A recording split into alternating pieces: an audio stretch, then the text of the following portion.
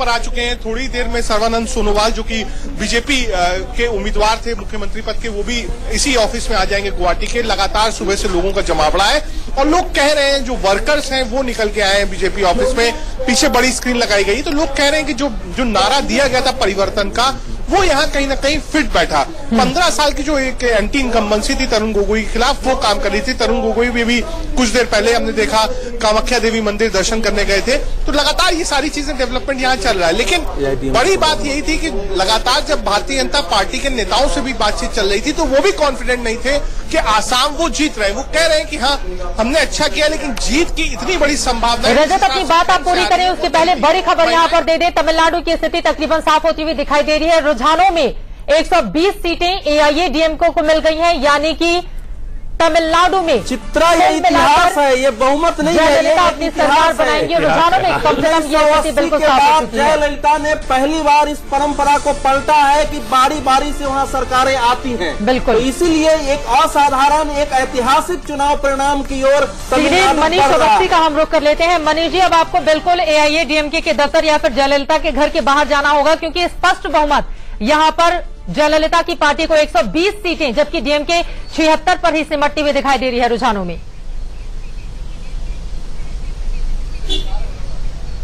देखिए, बिल्कुल सही कह रही हैं चित्रा आप। और यहाँ पर अगर आप देखें कि जो समर्थक यहाँ पर जब नतीजों की गिनती का काम शुरू हुआ था, वो यहाँ पर जो जमा थे, अब वो एक एक कर वो भी यहाँ से खिसक चुके हैं। यानी कि करुणानिधि के घर के सामने जो जमघट और जमावड़ा है वो केवल मीडिया का है। और मीडिया के अलावा अगर आप देखें तो सुरक्षाकर्मी, और सुरक्षाकर्मी के अलावा जो हलचल तेज हुई थी, जो हलचल लगातार जब रुझान आ रहे थे और ये लग रहा था कि कांटे की टक्कर है, एक एक कर स्टालिन, कनिमोई, राजा और तमाम बड़े नेता, दयानिधि, ये सब जब आने लगे थे तो लोगों को ये लगने लगा था कि कुछ ऐसे संकेत होंगे, कुछ ऐसा मैसेज होगा नतीजों का जिसके चलते परिवर्तन होगा। लेकिन जैसा कि अवधेश जी ने कहा कि हाँ, ये परंपरा टूटी है कि बारी बारी से जो यहाँ पर राजनीति करवट बदलती थी, वो इस बार अम्मा ने एक नया रिकॉर्ड स्थापित किया है। एमजी रामचंद्रन 1982 में जयललिता को राजनीति में लेकर आए थे। 1991 में पहली बार वो मुख्यमंत्री बनी थी और देखिए एक इतिहास बना दिया है उन्होंने तमिलनाडु में, क्योंकि 1980 के बाद ये पहली बार वहां पर होने जा रहा है जब कोई भी पार्टी अपनी सत्ता को दोबारा लेकर आ रही है। और इसके पहले जो रिकॉर्ड रहा है वहां पर सत्ता में कंटिन्यू करने का 1977 से लेकर 1988 तक का, वो रहा है खुद एमजी रामचंद्रन का, जिन्होंने 3 बार सत्ता पाई थी तमिलनाडु में। और ये अपने आप में एक बहुत बड़ी खबर हो जाती है। इसको श्री कृष्णा जी आपसे मैं शुरुआत कर लेती हूँ, किस तरह से देखते हैं तमिलनाडु में, अगर चूंकि 120 सीटों पर 198 में से बढ़त बनाए हुए एआईएडीएमके, ये संकेत क्या करता है? और जयललिता की 2 बड़ी बातें ऐसी क्या रही जिसकी वजह से वहां की जनता ने एक बार फिर से उन्हें मौका दिया? इसमें तो 2-3 चीजें। एक तो देखिए, जयललिता ने जो बाढ़ आने के बाद जो काम किया, लोग कह रहे थे उनको क्रिटिसाइज कर रहे थे, ठीक नहीं किया, ठीक, उन्होंने काफी काम किया और उससे उनका इमेज थोड़ा काफी मजबूत हुआ। और दूसरा है कि करुणानिधि के अंतर जो फैमिली में बीच में है लड़ाई झगड़ा है, वो भी काफी असर पड़ा है लगता है, जिस तरह से इसका यहाँ पे वोटिंग का है। बिल्कुल, जिस तरह अम्मा आप आइए, क्योंकि अड़ेगिरी पहले से, मैं बार बार यही दोहरा रहा हूँ, अड़ेगिरी पहले से बोल रहे थे मैं इनको वोट नहीं दिलाऊंगा, मैं इनको हराऊंगा। और ये नतीजा से साफ पड़ता है कि अंदरूनी झगड़ा जो डीएमके का था, अंदरूनी झगड़ा जो है वो बिल्कुल सामने भी आ गया। बिल्कुल जी, अनुज जी। देखिए, रिटर्न गिफ्ट जनता ने अम्मा को वहां दिया है। लोकसभा चुनाव में जो उनकी प्रचंड लहर थी, बिल्कुल 2 साल के बाद भी दिख रही है। लेकिन मुझे बंगाल में देखिए, कांग्रेस जो है वो वाम मोर्चे से भी बड़े दल के रूप में उभरती हुई दिख रही है। इसलिए कांग्रेस नेतृत्व को वास्तव में इसमें सोचना होगा कि बंगाल की रणनीति में कहीं उसने चूक तो नहीं कर दी है। बिल्कुल, अनुज जी। तमिलनाडु का चुनाव परिणाम जो है वो हम ये तो मान रहे हैं कि अम्मा ब्रांड का बहुत बड़ा असर है। तमिलनाडु में इस बार एक और इतिहास बना, पुरुषों से ज्यादा महिलाओं की संख्या वहां वोट डालने में रही। और महिलाओं को लेकर जयललिता ने बहुत सारे काम किए। मुझे लगता है जो उन्होंने चाइल्ड केयर किट जो दिया है, जो मिक्सी ग्राइंडर दिया है, जो महिलाओं के लिए साड़ियों की व्यवस्था की है, वो 10 ग्राम सोने की बात की है जो शादियों को लेकर के, वो सारी चीजों में महिलाओं ने उनका साथ दिया है। और ये एक साथ विजय का कारण है। डीएमके की फूट वो भी अपना कारण है। लेकिन कुल मिलाकर के हम ये मान के चल रहे हैं कि तमिलनाडु की जनता ने अंततः अंततः यही माना है कि अच्छा या बुरा हमारे पास इस समय हमारे पास अम्मा ही विकल्प है और डीएमके हमारा विकल्प नहीं हो सकती है। डीएमके हमारा विकल्प नहीं हो सकती और इसी वजह से देखिए 232 में से 198 के रुझान सामने आए हैं तमिलनाडु के। एआईएडीएमके 120 पर अपनी बढ़त बनाकर बहुमत को क्रॉस कर चुकी है, जबकि डीएमके प्लस यहां पर 76 पर, जबकि डीएमके कांग्रेस के साथ जुड़कर वहां पर चुनाव लड़ रही है, लेकिन सिर्फ 76 पर सिमटती भी यहां दिखाई दे रही है। एक बार मैं के बहुमत से 9 सीटें दूर और 232 में से 188 के रुझान सामने आए हैं। इस पर आपकी टिप्पणी। आप तो करुणानिधि के घर के बाहर मौजूद हैं, लेकिन अब आपको जल्दी ही जयललिता के घर जाना होगा। जाहिर सी बात है ज्यादा दूर नहीं जाना होगा, क्योंकि अब जीत का फासला भी उतनी दूर नहीं बचा है चित्रा। सड़क के उस पार जयललिता रहती है और सड़क के इस पार, जैसा मैं सवेरे से बता रहा था, लेकिन यहाँ पर आपको मैं बता दूं कि मायूसी थोड़ी दिख रही है, थोड़ा सा गम का माहौल दिख रहा है, लेकिन उम्मीद हमेशा आखिर तक होती है। जैसा कि कहा जाता है राजनीति असीम संभावनाओं का खेल है, और जब किस्मत वोटरों ने बंद कर दी थी उसे गिनकर बाहर आते आते थोड़ा सा वक्त लग रहा है, और मुझे ऐसा लगता है कि अब मुझे मेरे कदम जो हैं वो सड़क के दूसरी ओर ले जाने होंगे, जहां मैं पिछले 3 घंटे से लगातार खड़ा हुआ हूं। बिल्कुल, बहुमत से 9 सीटें दूर हैं, 9 कदम आपको भी बढ़ाने होंगे सड़क के उस पार जाने के लिए। चलिए, इसका हम इंतजार करेंगे, लेकिन ये संकेत क्या करता है? क्योंकि क्या ये माना जाए कि जो लोक लुभावने वायदे किए गए थे उनकी ओर से चुनावों में, उसको बहुत हद तक उन्होंने पूरा भी किया। अम्मा कैंटीन, हेल्थ को लेकर उन्होंने बहुत सारे काम किए। क्या इसका फायदा मिलता हुआ मनीष जी दिखाई दे रहा है जयललिता को?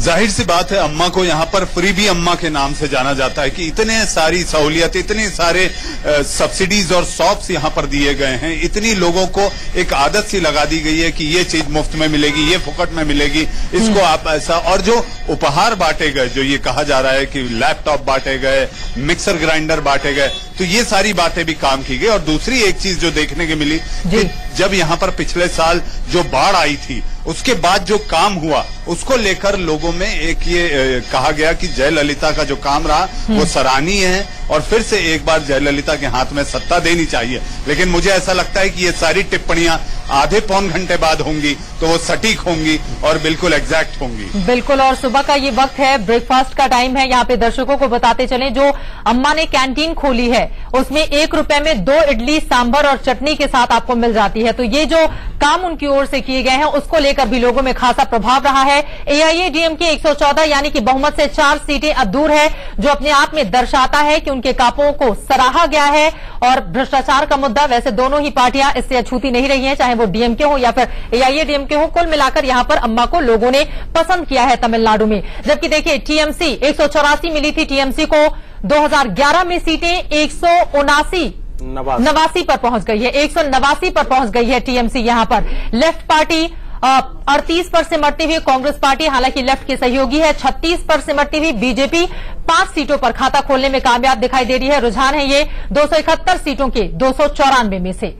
बीजेपी के लिए एक बात है कि हर राज्य में उसको कुछ एक दो सीटें मिल जा रही है और इसी से वो बहुत खुश है, इसी से वो बहुत खुश है। लेकिन अगर कांग्रेस की सरकारें बढ़ने जा रही है, लेकिन अगर आप एक और दृष्टि से देखिए कि केरल में मान लीजिए 50 में अगर 38-37 भी बीजेपी को हो तो आप वहां 2 पर सिमटे हुए हैं। पश्चिम बंगाल में कांग्रेस की 36 है तो आप बीजेपी 5 तक है। अगर तमिलनाडु में हम कांग्रेस को 76 में से 10-12 भी मान ले तो यहां भी बीजेपी 1 पर है। तो ये इस दृष्टि से अगर देखें तो भारतीय जनता पार्टी को अभी राष्ट्रवादी माने राष्ट्रव्यापी पार्टी होने के लिए काफी मेहनत करने की अभी और जरूरत है। यद्यपि असम में वो जीत रही है और ये बहुत बड़ी जीत है। ये इस मायने में है कि पहली बार उत्तर पूर्व में चुनाव की बदौलत भारतीय जनता पार्टी की सरकार बनने जा रही है। अरुणाचल में उसकी सरकार थी लेकिन एक पूरी पार्टी ही आ गई थी भारतीय जनता पार्टी में। चुनाव के बदौलत पहली बार अगर सबसे बड़े प्रांत में वहां सरकार बनने जा रही है तो ये एक बड़ी उपलब्धि है। पहली बार असम में बीजेपी की सरकार बन सकती है। 75 सीटों पर रुझानों में देखिए बीजेपी आगे चलते हुए। एक बार सीधे रुक कर लेते हैं गुवाहाटी का। रजत राकेश टंडन हमारे संवाददाता वहां से बने हुए हैं। रजत, अब तो बीजेपी ने सुबह से जो मिठाइयां बनवा के रखी हुई हैं वो बंटनी भी शुरू हो गई होंगी, क्योंकि रुझानों में 75 सीटें मिल चुकी हैं बीजेपी को, यानी कि स्पष्ट बहुमत। जी, मैं अपने कैमरामैन से कहूंगा एक बार पैन करके यहां का नजारा आपको दिखाऊं।